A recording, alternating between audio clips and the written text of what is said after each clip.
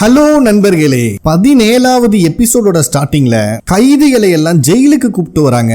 பார்த்தா அந்த குரூப்ல நம்ம ஹீரோவும் ஒருத்தன். அங்க இருக்கிற மத்த கைதிகளை இவனை எங்கேயோ பார்த்த மாதிரி இருக்கே அப்படின்னு சொல்லிட்டு இருக்கானுங்க. இப்பதான் என்ன நடந்துச்சு நம்மளுக்கு காட்டுறாங்க. நம்ம ஹீரோ கிட்ட கேப்டன் இருந்துட்டு ஜெயில இருக்கிற டூசிக்கு மேல கொலை முயற்சி நடந்திருக்கு அப்படிங்கிற விஷயத்த சொல்றாரு. அதனால ஹீரோ டூசிக்க காப்பாத்துறதுக்காக தான் இப்ப ஜெயிலுக்குள்ளேயே வந்திருக்கான் ஒரு கைதியா. அதுக்கப்புறம் நம்ம ஹீரோவும் அவனுக்கு கொடுக்கப்பட்ட சிறைக்குள்ள வந்தா அங்க இருக்கிற அத்தனை பேர் உருன்னு இவனைவே பார்த்துட்டு இருக்கானுங்க. ஏன்னா அங்க இருக்கிற அத்தனை பேரும் ஹீரோனாலதான் உள்ள வந்திருக்கானுங்க. அந்த கடுப்புலதான் முறைச்சிட்டு கிடக்குறானுங்க. அப்ப அங்க இருக்கிற ஒரு சின்ன பையன் மட்டும், ஐயா உங்களுக்கு எனக்கு சம்மந்தம் இல்ல, சோ உங்களை பழிவாங்குற நோக்கம் எனக்கு கிடையாதுன்னு அப்ரூவ் ஆயிடுறான். ஹீரோயினும் நியூஸ்ல பிளாஷ் ஆயிட்டு இருக்கிற இந்த விஷயத்தை தான் பாக்குறா. அதுல டிடெக்டிவ் சா மேல அசால்ட் கேஸ் ப்ரூவ் ஆயிருக்கு. அதுல அவருக்கு 2 வருஷம் சிறை தண்டனையும் கிடைச்சிருக்கு. இதை வாங்கி கொடுத்தது ப்ராசிக்யூட்டர் ஜே அப்படின்னு சொல்றாங்க. இதை கேட்கும் போதே ஹீரோயினுக்கு செம்ம காண்டாகுது. ஸ்ட்ரைட்டா ப்ராசிக்யூட்டர் ஜேவை தான் வந்து மீட் பண்றா. ஏன் இப்படி எல்லாம் பண்ற, அவன் ரொம்ப நல்லவன், ரீட்ரையல் அப்ளை பண்ணுன்னு சொல்லும் போது ப்ராசிக்யூட்டர் ஜே இருந்துட்டு எதுக்குமா அவன் மேல இவ்வளவு அக்கறையா இருக்கு அப்படிங்கிற மாதிரி கேட்கிறான். பதிலுக்கு ஹீரோயின், நான் ஹீரோ ரொம்பவே நம்புறேன் அப்படின்னு சொல்றான். இதை கேட்கும் போது ப்ராசிக்யூட்டர் ஜேவோட ஃபேஸே மாறுது. பொதுமக்களை பாதுகாக்க வேண்டியதுதான் போலீஸ்காரனோட டியூட்டி. சஸ்பெக்ட விசாரிக்கிறதுக்குன்னு சில ரூல்ஸ் அண்ட் ரெகுலேஷன்ஸ் இருக்கு. பட் இவன் ரொம்ப வயலண்டா பிஹேவ் பண்ணிருக்கான். சோ ப்ராசிக்யூட்டரா இதுக்கு மேல என்னால எந்த ஹெல்ப்பும் பண்ண முடியாது, இங்கிருந்து கிளம்புன்னு சொல்லிடுறான் ஹீரோயினை. அதுக்கப்புறம் ஹீரோயின் ஜெயில இருக்கிற ஹீரோவை மீட் பண்ணி, நீ எதை நினைச்சும் கவலைப்படாத, உனக்காக சூப்பர் லாயரை நான் கூப்பிட்டு வரேன் அப்படின்னு சொல்லும் போது ஹீரோ வேண்டான்னு சொல்லிடுறான்.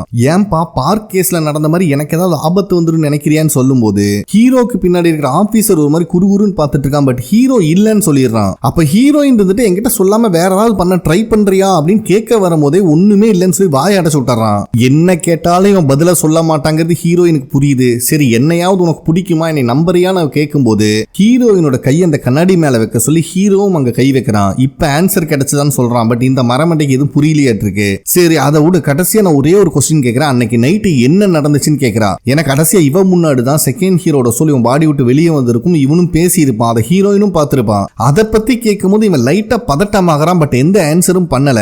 அதுக்குள்ளேயும் விசிட்டிங் ஹவர்ஸ் முடிஞ்சதுன்னு அந்த ஆபீசர் ஹீரோவை கூப்பிட்டு போயிடுறாரு. பிரிசன்ல இருந்து வெளியே வர ஹீரோயினுக்கு ஒரு கால் வருது. அவ ஆல்ரெடி ஹீரோட கேஸ பத்தி அவ ஆபீஸ்ல இருக்கிறவங்க கிட்ட என்கொயரி பண்ண சொல்லிருப்பாளாட்டு இருக்கு. ஹீரோவோட கேஸ்ல இப்ப யாருதான் விக்டிம் அப்படின்னு கேட்டுட்டு இருக்கா. ஹீரோவையும் கூப்பிட்டு வந்து அவன் செல்லுல அடைச்சிடுறாங்க. அது வரைக்கும் மார்க்கெட் மாதிரி கையமுயான்னு கத்திட்டு இருந்தவனுங்க ஹீரோ உள்ள என்ட்ரானோனே மயான அமைதி ஆயிடுறானுங்க. என்னதான் ஹீரோ மேல அவனுக்கு கோவம் இருந்தாலும் அதை விட பயம் அதிகமா இருக்கு. நம்ம ஹீரோ இப்ப அதே தான் நினைச்சு பாக்குறான். ஏன்னா இவன் பாடியில இருந்து செகண்ட் ஹீரோட சோல் வெளியே வந்ததுக்கு அப்புறம் அவனுக்கு செஸ்ட் பெயின் வர மாதிரி தான் நின்றுட்டு இருந்திருப்பான். கண்டிப்பா பைபிள்ல நல்லா இருப்பான் தான் நினைக்கிறேன் அப்படின்னு சொல்லும் போது ஹாஸ்பிட்டல் இருக்கிற செகண்ட் ஹீரோவை காட்டுறாங்க. இப்போ ஓரளவுக்கு அவன் பாடி ஸ்டேபிள் ஆயிருச்சு. பைபிளோட சோல் அங்கேயே தான் நின்றுட்டு இருக்குன்னு வச்சுக்கோங்க. பாவம் அந்த திருட்டு பொண்ணு தான் அவனுக்கு எல்லா பணிவிடையும் செஞ்சு பாத்துக்கிட்டு இருக்கா. கை காலம் தூர்றது, உடம்ப தேய்ச்சி விடுறதுன்னு சொல்லிட்டு அவ்வளோ அக்கறையா பாத்துக்கிறா. செகண்ட் ஹீரோவும் அங்கிருந்து நொந்து போய் வெளியே வரும்போது அங்க இருக்கிற நர்ஸுகள்லாம் இவனை பத்தி தான் பேசிட்டு இருக்காங்க.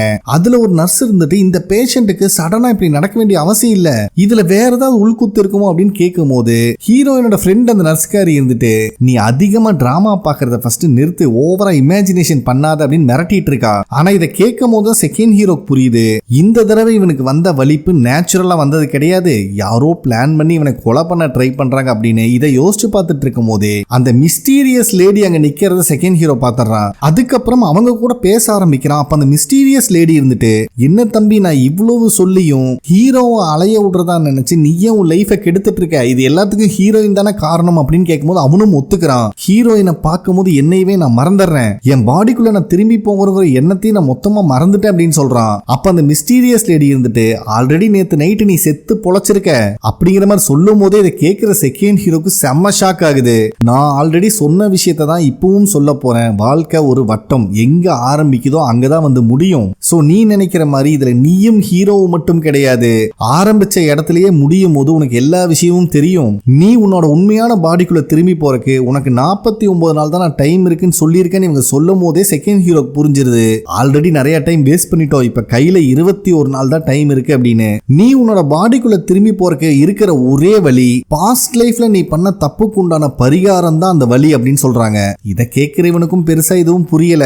இப்ப நம்மளுக்கு ஹீரோவை தான் காட்டுறாங்க. பயவுள்ள அங்க இருக்கிற கிரவுண்டுக்கு வரும்போது இருக்கிற அத்தனை கைதிகளும் விளையாண்டுட்டு இருக்கானுங்க. அப்ப வேணும்ட்டு ஹீரோ கூட செல்லுல இருக்கிறவனுங்க, நீ சூரிய ஒளிய மறைக்கிற, இது ரொம்ப இரிட்டேட்டிங்கா இருக்குன்னு ஒரு மொக்க காரணத்தை சொல்லி அவனை வம்பிழுக்கிறானுங்க. ஹீரோக்கும் இது காண்டாகுது. தம்பி நான் அமைதியா இருக்கணும்னு வந்திருக்கேன், தயவு செஞ்சு என் வழியில குறுக்க வந்துடாதீங்கன்னு சொல்லிட்டு அங்க நகரலான்னு பார்க்கும் போது போது ஹீரோவோட காலை தட்டி விட்டு கீழே விழுக வச்சிடறானுங்க. இந்த சமயத்துல இன்னொரு கைதி அங்க இருக்கிற போலீஸ் ஆபீசர் கிட்ட பேச்சு கொடுக்கற மாதிரி இந்த விஷயத்த பார்க்க விடாம பண்ணிடுறான். இதுதான் சான்ஸ்னு ஹீரோக்கு 2 பஞ்சையும் போட்டுறானுங்க. அவ்வளோ அடி வாங்கிட்டும் இவன் கல்லு மாதிரி நின்றுட்டு இருக்கான். டே திருப்பி அடிடான்னு அவனுக்கு கேட்கறானுங்க. தம்பி நான் அமைதியா இருக்க வந்திருக்கேன், தயவு செஞ்சு என் வழியில குறுக்க வந்துடாதீங்கன்னு மறுபடியும் அவனுக்கு அட்வைஸ் பண்றான். இந்த சமயத்துல அந்த போலீஸ் ஆபீசர் சத்தம் போட்டனால ஹீரோ விட்டுட்டு போயிடுறானுங்க. அதுக்கப்புறம் தான் இந்த டூசி கூடிய ஒரு போலீஸ் ஆபீசரும் சுத்திட்டு இருக்கான் அப்படிங்கிற விஷயத்தை ஹீரோ நோட் பண்றான். அப்ப அங்க இருக்கிற 2 கைதிகள் ஹீரோ கிட்ட வந்து 2 நாளைக்கு முன்னாடி இவன் மேல அட்டெம்ப்ட் மர்டர் நடந்துச்சு அப்படின்னு சொல்றாங்க. இப்பதான் நடந்த விஷயத்தை காட்டுறாங்க.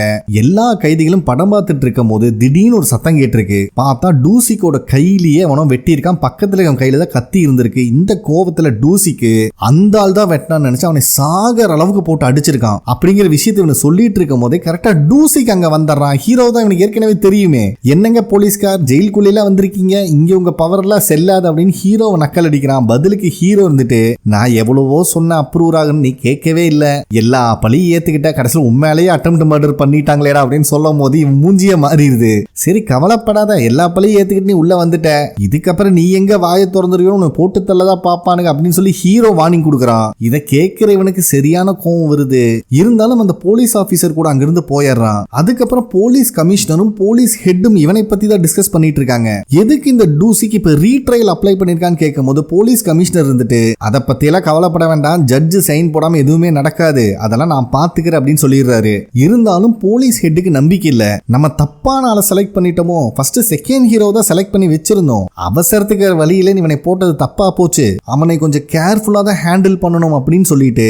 ஆமா இப்ப ஹீரோ ஜெயில இருக்கான்னு கேள்விப்பட்டேன், அவன் ஏற்கனவே பைத்தியம், டூசிக்கு பின்னாடி யார் இருக்கான்னு தெரிஞ்சுக்கிறதுக்காக அறிவாளித்தனமா பிளான் பண்றத நினைச்சு ஜெயில போய் உட்கார்ந்துருக்கானோ அப்படின்னு கேட்டுட்டு இருக்காரு. இதை கேட்கும் போது தான் கமிஷனருக்கும் லைட்டா சந்தேகம் வருது. அதே டைம்ல கேப்டன் கிட்ட டிடெக்டிவ்ஸ் எல்லாருமே ஹீரோவை தான் கழுவி ஊத்திட்டு இருக்கானுங்க. நாங்க முதல்ல இருந்து நிறைய டைம் சொல்லியிருக்கோம் கோவத்தை கண்ட்ரோல் பண்றான்னு, அவன் கேட்கவே இல்ல.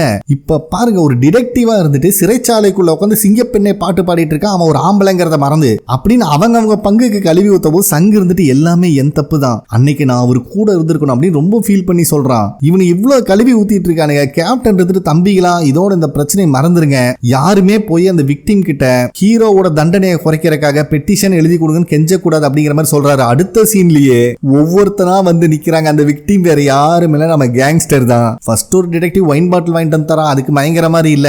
அடுத்தது கேப்டன் இந்த குளிர் அடிக்காம இருக்கிறதுக்கு காதுல வைக்கிறது ஸ்கார்ஃப் அதெல்லாம் வாங்கிட்டு வந்து கொடுக்குறாரு. சொல்ல போனா இவன் கேங்ஸ்டர்ங்கிறது எல்லாம் மறந்துட்டானுங்க.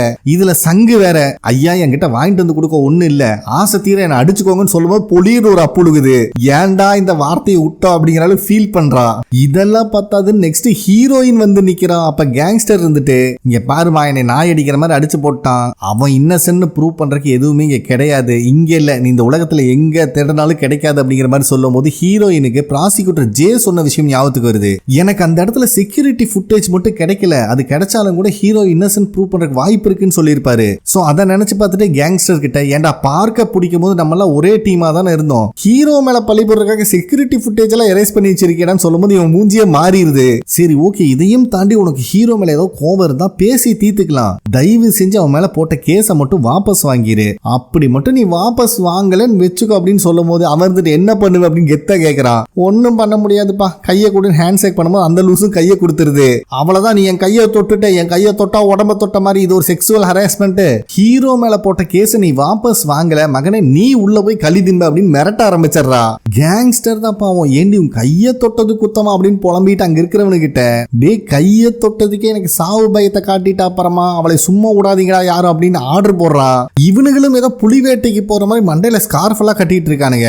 ஹீரோயின் வேற இந்த கேங்ஸ்டர் கேஸை வாபஸ் வாங்குவானா இல்லையான்னு யோசிச்சுட்டே வந்துட்டு இருக்கும் போது அவ ஃப்ரெண்டு நர்ஸ்காரி கிட்ட இருந்து கால் வருது. கொஞ்ச நேரத்துக்கு முன்னாடி ஹாஸ்பிட்டல் ஒரு பெரிய சம்பவம் நடந்துச்சு அப்படின்னு சொல்லும் போது என்ன நடந்துச்சுன்னு காட்டுறாங்க. இவ பேஷண்ட்டை செக் பண்றதுக்காக ரூமுக்கு போகும்போது அங்கிருந்து டாக்டர் மாதிரி கோட் போட்டு ஒரு லேடி வெளியே வந்திருக்காங்க. ஆனா இவ பார்க்க கூடாதுங்கிறதுக்காகவே அங்கிருந்து ஸ்பீடா கிளம்பிட்டாங்க அந்த லேடி. அதுக்கப்புறம் இந்த நர்ஸ்காரி போய் பேஷண்ட்டை பார்த்துட்டு அலறிட்டு ஓடி வந்திருக்கா.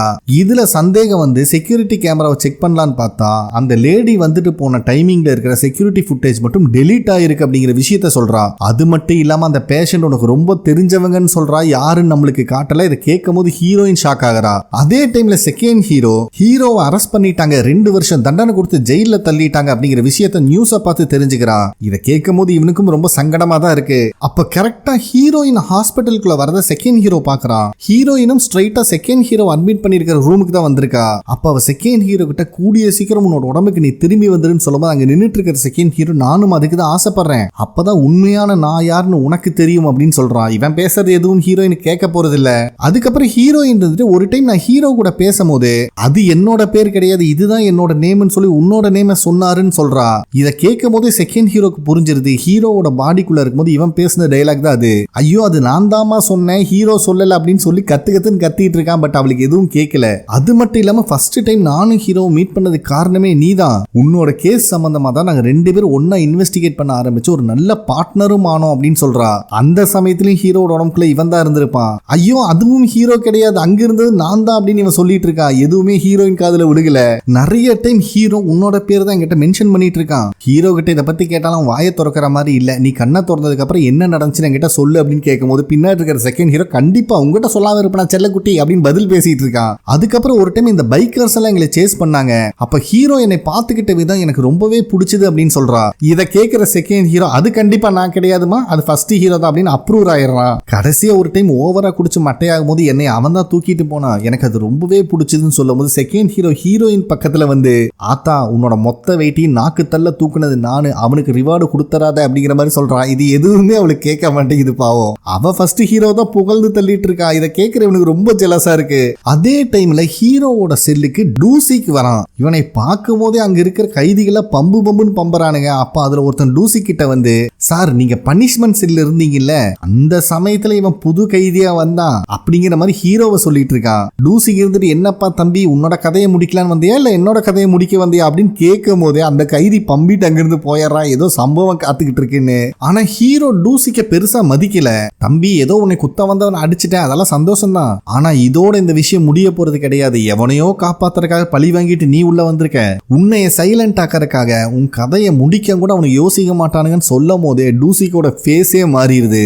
அதுக்கப்புறம் எல்லாரும் இந்த கார்பெண்டர் ஒர்க் பார்த்துட்டு இருக்காங்க. டூசிக்கு மட்டும் எவன் எந்த சைடு இருந்து வந்து போடுவான்னு தெரியலையேங்கிற பயத்திலேயே வேலை செஞ்சுட்டு இருக்கான். இதை ஹீரோவும் நோட் பண்ணிட்டு தான் இருக்கான். அதுக்கப்புறம் ஹீரோவோட செல்லில் இருக்கிற கைதி என்கிட்ட சோப்பு தீந்து போச்சு, உன்னோட சோப்பு எடுத்துக்கிறேன், இன்னொரு கைதியோட சோப்பை எடுக்க போகும்போது அவன் எடுக்க விட மாட்டேங்கிறான். இந்த இடத்துல டூசிக்கும் ஹீரோக்கும் ஒரு சந்தேகம் வருது. ஆனா ரெண்டு பேரும் வெளியே காட்டிக்கல. நைட்டு தூங்கிட்டு இருக்கும் போது கூட ஹீரோ டூசி கிட்ட பேச்சு கொடுக்கறான். நீ ரீட்ரையல் அப்ளை பண்ணிட்டேன்னு கேள்விப்பட்டேன், அது வரைக்கும் நீ உயிரோடு இருப்பேன்னு எனக்கு தோணலப்பா, சரி இருந்தா அப்புறம் பார்க்கலாம் அப்படின்ட்டு இவன் தூங்கிடுறான். இந்த சமயத்துல யாரோ டூசிக் பக்கத்துல வந்து நிக்கிறாங்க. பயவுலையும் கரெக்டா சுதாரிச்சிடறான். ரெண்டு பேத்துக்கு நடுவில் சண்டை ஸ்டார்ட் ஆகுது. மத்த கைதிகளா எந்திரிச்சு சுதாரிக்கிறக்குள்ளேயுமே டூசிக்கோட கழுத்துல ஒரு வெட்டு விழுந்துருது. இந்த சத்தம் கேட்டு எல்லா போலீஸ்காரங்களும் அங்க வந்துடுறாங்க. ரூம் ஃபுல்லா சல்லடை போட்டு தேடும் போது ஒரு சோப்புக்குள்ள கத்தி இருக்கிறது கண்டுபிடிச்சிடுறாங்க ரத்தக்கரையோட. அதனால அந்த சோப்பு எவனோடதோ அவனை அரெஸ்ட் பண்ணி கூட்டும் போயிடுறாங்க. அவன் நான் பண்ணலன்னு கதறான். அதை இப்ப யாரும் கேட்கிற நிலைமையில இல்ல. டூசிக்கு கழுத்துல வாங்கின வெட்டுல பிளட் நிக்காம போயிட்டு இருக்கு. அதனால அங்க இருக்கிற போலீஸ்காரர் ஹீரோவை பாத்துக்க சொல்லிட்டு டாக்டரை கூப்பிட்டு வரக்காக போயிடுறாரு. இதுதான் சான்ஸ். நம்ம ஹீரோவும் டூசி கிட்ட தம்பி நீ ரீட்ரையல் அப்ளை பண்ணது இருந்தா உன் மேல கொலை முயற்சி தாக்குதல் நடந்துட்டு இருக்கு, உனக்கு வேற ஏதோ விஷயம் தெரிஞ்சிருக்கு, அது வெளியே வரக்கூடாதுன்னு பாக்குறாங்க அப்படின்னு சொல்லும் போது டூசிக்கும் இந்த விஷயம் புரியுது. ஆஹா இந்த ஜெயில இருந்து நம்ம உயிரோட போக முடியாதாட்டு இருக்கு அப்படிங்கிற பதட்டத்துல இருக்கா. இந்த இடத்துல இந்த எபிசோட் கம்ப்ளீட் ஆகுது. ஓகே ஃப்ரெண்ட்ஸ், கண்டிப்பா உங்களுக்கு பிடிச்சிருக்கும் நம்புறேன். ப்ளீஸ் லைக் பண்ணுங்க, சப்ஸ்கிரைப் பண்ணுங்க, கமெண்ட் பண்ணுங்க. நெக்ஸ்ட் எபிசோட்ல மீட் பண்ணலாம். நன்றி.